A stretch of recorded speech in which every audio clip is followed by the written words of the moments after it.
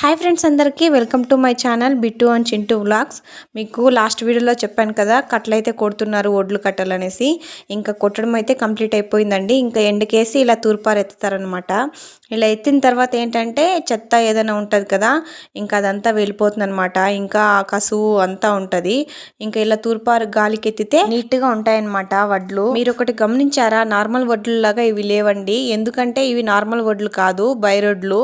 వీటినైతే బైరొడ్లు అని అంటారండి. ఈ బియ్యం గింజలు కూడా రెడ్ గా ఉంటాయి అన్నమాట, చాలా దప్పంగా ఉంటాయి. నేను హితి బాలేనప్పుడు తిన్నానండి ఈ బైరొడ్లు.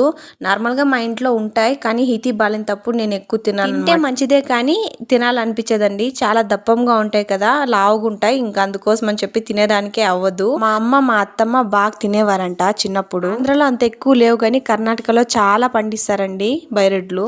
ఈ వీడియో మీకు నచ్చిందని అనుకుంటున్నాను. నచ్చితే ఒక చిన్న లైక్ వేసి సబ్స్క్రైబ్ చేసుకోండి.